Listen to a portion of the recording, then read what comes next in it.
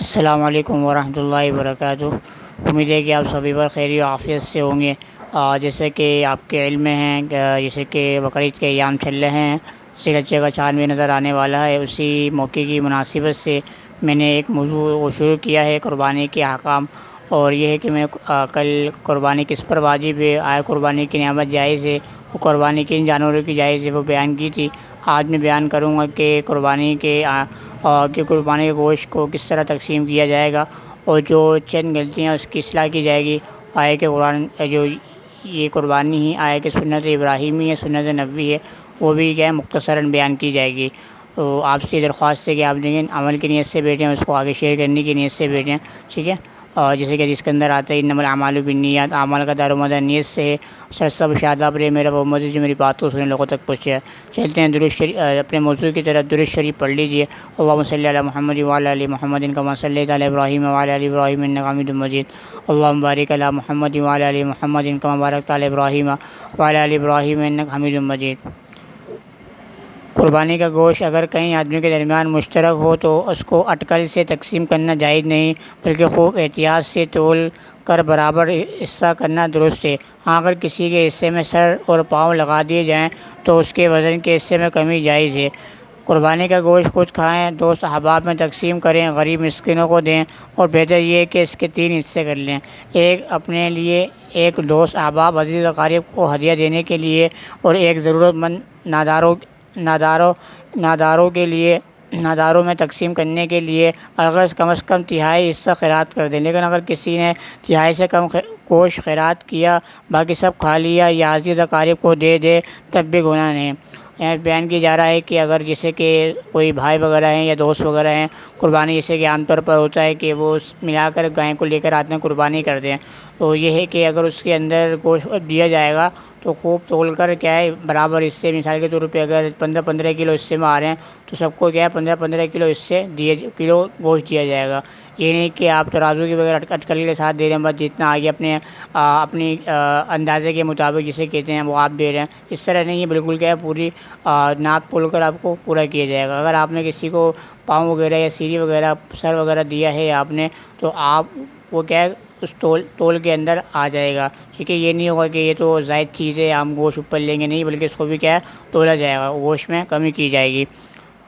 اور قربانی کے گوشت کے بارے میں یہ کہ قربانی کا گوشت ہم کچھ کھا سکتے ہیں یا نہیں، اس میں بتایا گیا کہ 3 حصے کیے جائیں گے، ایک حصہ اپنے لیے، ایک حصہ دوست احباب کے لیے، ایک حصہ عزیز و قریب کے لیے، ایک حصہ دوست احباب جو ہیں ان کے لیے، اور ایک حصہ جو فقیر نادان جو ہوتے ہیں ان کے لیے۔ یہ 3 تہائی حصہ ہے۔ تہائی حصہ کم از کم آپ کا خیرات کریں گے۔ اگر کسی نے خیرات تہائی حصے سے کم کیا یا عزیز و قریب کو دے دیا تو یہ کہ تب وہ گنہگار ہوگا۔ کم از کم تہائی حصہ بتا دی میں نے آپ کو، ایک اپنے لیے حصہ رکھنا ہے، ایک غریبوں کو دینا ہے، فقیر نادانوں کو دینا ہے، ٹھیک ہے۔ 3 تہائی حصے کے آپ کو خیرات کرنا ہے۔ اگر کسی نے نہیں کیا یا کسی تہائی سے کم کیا ہے، وہ کیا گنہگار ہوگا۔ قربانی کی کھال اپنے استعمال کے لیے رکھ سکتا ہے، کسی کو ہدیہ بھی کر سکتا ہے، لیکن اگر اس کو فروخت کر دیا تو اس کے پیسے نہ خود استعمال کر سکتا ہے، نہ کسی غنی کو دینا جائز ہے، بلکہ کسی غریب پر صدقہ کر دینا واجب ہے۔ قربانی کی کھال کے پیسے مسجد کی مرمت یا کسی اور نیک کام میں لگانا جائز نہیں، بلکہ کسی غریب کو ان کا مالک بنا دینا ضروری ہے۔ جیسے کہ عام طور پر ہوتا ہے کہ قربانی کو ہم چھوٹا سا مصرف سمجھ رہے ہوتے ہیں، ایک نادانی کی وجہ سے یا کم علمی کی وجہ سے اس کو کوئی اہمیت نہیں دیتے، بلکہ اس کو کیا ہے کبھی بیچ کر اپنے بعد پیسے رکھ لیتے ہیں۔ تو صحیح مصرف اس کا یہ ہے، جیسے کہ ہم قربانی کرتے ہیں تو پورا جانور قربانی کرتے ہیں تو کھال بھی اس کا ایک حصہ ہے۔ تو مورا وغیرہ ہوتا ہے، ہار وغیرہ ہوتا ہے، پائل وغیرہ ہوتے ہیں، تو یہ کچھ سمے کی قربانی یہ وقف ہے پوری گائے، جو اس کے ساتھ منسلک ہوں گے ساری چیزیں وہ کیا ہیں وہ بھی وقف کے اندر شمار ہوں گے، اس کو بھی ہم کیا وقف کریں گے، چاہے وہ مورا ہو، ہار ہو۔ جیسے کہ قرآن کریم کے ساتھ کوئی چیز لگ جائیں گتہ وغیرہ، وہ بھی کیا عظمت والا ہو جاتا ہے، تو اسی طرح یہاں پر بھی یہ اگر کوئی چیز اس کے ساتھ منسلک ہو جاتی ہے، ہار وغیرہ، تو اسی طرح وہ بھی کیا ہے وقف کی جائیں گی۔ یہ نہیں ہوگا کہ اگلے سال کے لیے آپ اس کو رکھ لیں۔ تو کھال کا حصہ یہ ہے کہ اگر آپ اپنے استعمال میں لینا چاہتے ہیں تو لے سکتے ہیں، آپ ضرورت ہے۔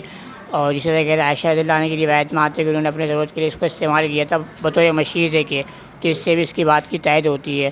اور یہ کہ اگر آپ نے بیچ دی کھال وغیرہ جیسے کہ عام طور پر بیچ دیتے ہیں تو اپنے اوپر اس کو خرچ کرنا ضروری، اپنے اوپر خرچ نہیں کریں گے اور نہ کسی غنی کو دیں گے، بلکہ کسی غریب کو اس کو ہدیہ کرنا واجب ہے۔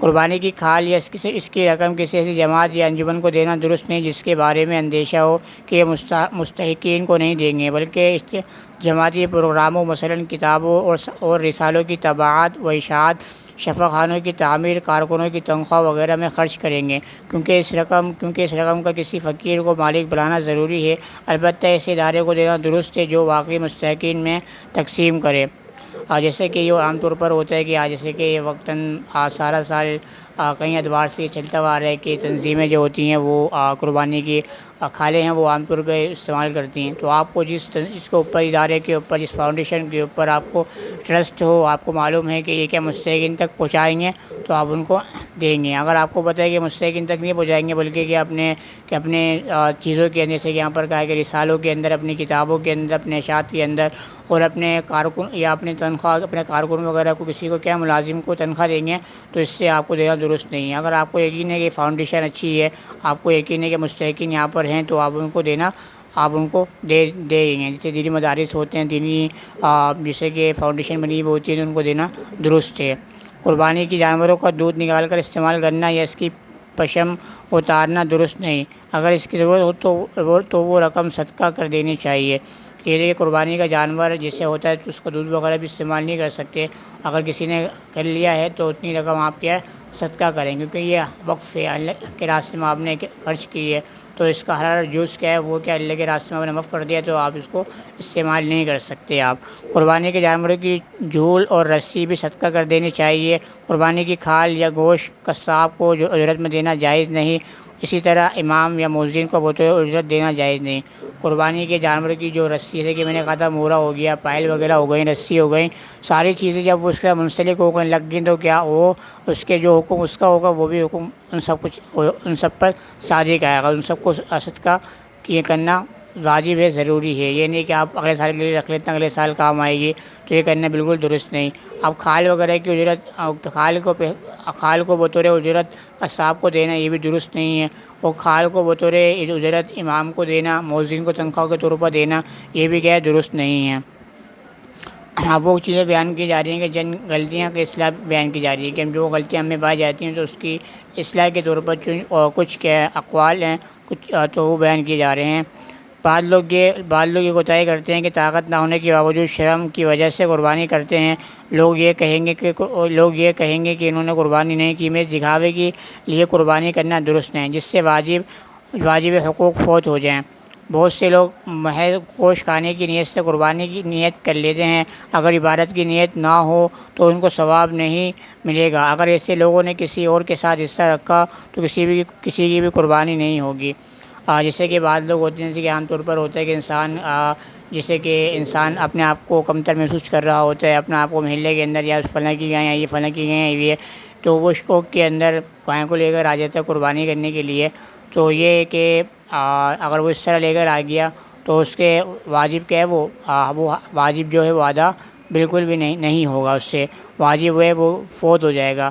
اگر یہ ہے تو اگر اسی طرح یہاں پر بیان کیا کہ بہت سے لوگ کیا گوشت کھانے کی نیت سے لے کر آتے ہیں، ان کی عبادت مقصود نہیں ہوتی، گوشت کھانے کی نیت سے لے کر آتے ہیں، اگر یہ نیت ہے گوشت کھانے کی نیت ہے، عبادت مقصود نہیں ہے ان کی، تو ان کی کوئی قربانی نہیں ہوگی۔ اگر یہ ہے کہ اگر اسی طرح اگر 7 بندوں کے اندر 7 بندے شریک ہیں گائے کے اندر، 7 حصوں کے اندر، ان میں سے کسی کی بھی، جیسے کہ پیچھے آیا تب آئی تھی یہ کہ اگر ان میں سے کسی کا گوشت کی نیت ہوگی، گوشت کی عبادت کی نیت نہیں ہوگی تو ان میں 7 کی قربانی درست نہیں ہوگی۔ تو آپ کے جیسے کہ آیت ہے انما الاعمال بالنیات لن ینال اللہ لحومها ولا دماؤها ولکن ینالہ التقوی، یہ تمہاری نیت کو دیکھتا ہے۔ بعض لوگ یہ سمجھتے ہیں کہ گھر میں ایک قربانی ہو جانا کافی ہے، اس لیے لوگ ایسا کرتے ہیں کہ ایک سال اپنی طرف سے قربانی کر لی، ایک سال بیوی کی طرف سے کر لی، ایک سال لڑکی کی طرف سے کر لی، ایک سال لڑکی کی طرف سے کر لی، ایک سال مرحوم والد کی طرف سے کر لی، ایک سال مرحومہ والدہ کی طرف سے۔ خوب یاد رکھنا چاہیے کہ گھر کے جتنے افراد پر قربانی واجب ہے ان میں سے ہر ایک کی طرف سے قربانی کرنا واجب ہے۔ مثلاً میاں بیوی اگر دونوں صاحب نصاب ہوں تو دونوں کی طرف سے دو قربانیاں لازم ہیں۔ اسی طرح اگر باپ بیٹا دونوں صاحب نصاب ہوں تو خواہ وہ اکٹھے رہتے ہوں مگر ہر ایک کی طرف سے الگ الگ قربانی واجب ہے۔ جیسے کہ یہاں پر عام طور پر ہوتا ہے کہ بچے سمجھتے ہیں جیسے کہ صدقہ فطر ہوتا ہے، والدین کیا ہیں وہ بچوں کی بھی ادا کر دیتے ہیں، والد صاحب جو ہوتے ہیں اپنی اہلیہ کی طرف سے ادا کر دیتے ہیں۔ تو یہ وہاں پر وہ وہاں پر بھی یہی ہے کہ اگر بچہ صاحب نصاب ہوگا تو وہ اپنا خود ادا کرے گا، عاقل اگر بالغ ہوگا۔ تو اسی طرح یہاں پر یہ ہوتا ہے کہ اگر بیوی صاحب نصاب ہے، دونوں ایک ساتھ رہ رہے ہیں، تو یہ نہیں ہوگا کہ ایک سال وہ بیوی کی طرف سے ادا کر رہا ہے، ایک سال اپنی مرحومہ والدہ کی طرف سے ادا کر رہا ہے، اپنے مرحوم والد کی طرف سے کر رہا ہے، تو یہ نہیں کرے گا۔ بلکہ اگر ایک ساتھ گھر کے اندر رہ رہے ہیں، بیٹا ہے خود ہے، تو بیٹے کے اوپر صاحب نصاب ہے، تو دو قربانی ان کے اوپر کرنا لازمی ہے۔ اگر میں بیوی ہیں، بیوی کے اوپر قربانی یعنی اس کا نصاب آتا ہے، اس کے پاس صاحب نصاب ہے، جو نصاب بیان کی گیا 52.5 تولہ چاندی کی رقم کی مقدار اس کے پاس ہے، تو دو قربانی کرنی ہوگی۔ اس طرح نہیں کرنا ہوگا کہ ایک سال بیوی کی طرف سے ایک سال اپنی طرف سے قربانی کر رہا ہے، بلکہ دو قربانیاں ہوں گی۔ دو، اگر بیٹا ہوگا تو بیٹے اور خود پہ لازم ہوگی، اور شوہر ہوگا، بیوی ہوگی تو خود پہ اور بیوی دونوں پہ دو قربانی لازم ہوگی اسی سال۔ بعض لوگ یہ سمجھتے ہیں کہ قربانی عمر پر ایک ہی دفعہ کر لینا کافی، یہ خیال بالکل غلط ہے، بلکہ جس طرح زکوٰۃ، صدقہ فطر ہر سال واجب ہوتا ہے، اسی طرح ہر صاحب نصاب پر بھی قربانی ہر سال واجب ہے۔ بعض لوگ گائے یا بھینس میں حصہ رکھ لیتے ہیں، اور یہ نہیں دیکھتے کہ جن لوگوں کے حصے رکھے ہیں وہ کیسے لوگ ہیں، یہ بڑی غلطی ہے۔ اگر 7 حصے داروں میں سے ایک بھی بے دین ہو یا اس نے قربانی کی نیت نہیں بلکہ محض گوشت کھانے کی نیت کی، سب کی قربانی برباد ہو گئی۔ اس لیے حصے ڈالنے کے وقت حصے داروں کا انتخاب بڑی احتیاط سے کرنا چاہیے۔ بعض لوگ یہ سمجھتے ہیں کہ عمر بھر اگر ایک مرتبہ قربانی کرنا لازمی ہے، یعنی کہ عمر بھر ایک مرتبہ کر لیا، جیسے کہ ایک شب قدر کے اندر صلاۃ التسبیح کی نماز پڑھتے ہیں، تو وہ ایک مرتبہ پڑھی، عمر بھر میں اگر ایک مرتبہ پڑھ لیں وہ کیا ہو جائے گی۔ تو اسی طرح بالکل بھی نہیں ہے، بلکہ کہ ہر سال جیسے صدقہ فطر ادا کرتے ہیں اور زکوٰۃ ادا کرتے ہیں، ہر سال واجب لازم ہے، تو اسی طرح قربانی بھی کیا ہے صاحب نصاب کے اوپر کیا ہے لازم اور واجب ہے۔ اسی طرح جیسے کہ پیچھے بیان کیا گیا تھا کہ اگر 7 حصوں میں سے، اور یہ کہ 7 حصوں میں سے جو شریک ہیں وہ اپنے آپ کو جو 7 حصے ہیں وہ جو اس کے ساتھ شریک ہو رہے ہیں اس گائے کے اندر، تو وہ کیا ہے احتیاط کے ساتھ لوگوں کو شریک کریں گے اپنے ساتھ۔ اب ایسا نہ ہو کہ کسی کا اگر ایک کی بھی گوشت کی نیت ہوگی، تو جیسے کہ میں نے کہا تھا کہ انما الاعمال بالنیات، گوشت کی نیت ہوگی، عبادت کی نیت نہیں ہوگی، تو ان 7 میں سے کسی کی قربانی نہیں ہوگی۔ تو ان کا بتانے کا مقصد یہ ہے کہ ان 7 کا انتخاب آپس میں جو کر رہے ہیں تو بڑی سوچ سمجھ کر احتیاط کے ساتھ کرنی چاہیے۔ اگر کسی کے بھی گوشت کی نیت ہوگی تو کسی کی بھی قربانی نہیں ہوگی۔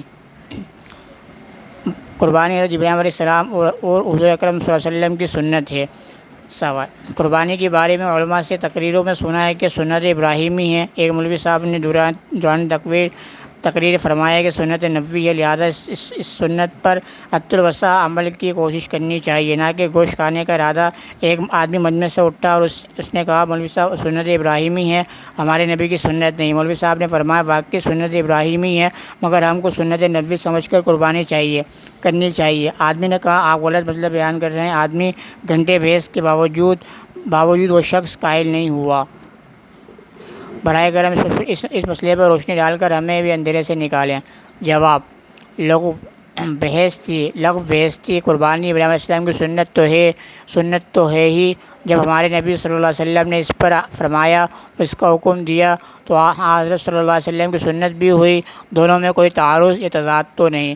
یہ ایک سوال ہے، یہ کہ جسے کہ عام طور پر کہتے ہیں کہ سنت ابراہیمی ہے، ہم تو امت محمدی میں سے ہیں، تو ہمارے اوپر تو لازم جو واجب چیز نہیں ہے، نہ کہ آپ صلی اللہ علیہ وسلم نے اس کا حکم دیا ہے، کیونکہ سنت ابراہیمی جو سٹارٹ جو ہوئی تھی وہ تو ابراہیم علیہ السلام نے جب اسماعیل علیہ السلام کو ذبح کرنا چاہا تھا تو اللہ تعالیٰ نے اوپر سے مینڈا بھیجا تھا، تو وہاں سے یہ سلسلہ اسٹارٹ ہوا تھا، تو یہ تو سنت ابراہیمی ہے۔ تو اس اشکال کا جواب یہ دیا گیا کہ بات کرنا لغو بیکار ہے، کیونکہ آپ صلی اللہ علیہ وسلم جیسے آپ صلی اللہ علیہ وسلم کی احادیث بھی بہت ساری اس کے اندر تفصیل سے آ چکی ہیں، جیسے کہ آپ نے فرمایا کہ آپ صلی اللہ علیہ وسلم نے ہجرت کے ہر سال بعد قربانیوں کو ابھی ترک نہیں فرمایا، اور یہ کہ دوسرا آپ صلی اللہ علیہ وسلم نے فرمایا کہ جو شخص قربانی نہیں کرتا وہ ہماری عیدگاہ کی طرف نہیں ہے۔ آپ نے فرمایا کہ اس کے ایک بال کے بدلے ایک نیکی ہے۔ تو ان احادیث کے روشنی کے سے معلوم چلتا ہے کہ یہ تو کیا ہے، یہ آپ صلی اللہ علیہ وسلم کی بھی سنت ہے، کیونکہ آپ صلی اللہ علیہ وسلم نے اس کا حکم دیا اور آپ صلی اللہ علیہ وسلم نے اس پر عمل پیرا بھی ہوئے ہیں۔ تو آپ صلی اللہ علیہ وسلم کا حکم دینا اور آپ صلی اللہ علیہ وسلم کا عمل پیرا ہونا،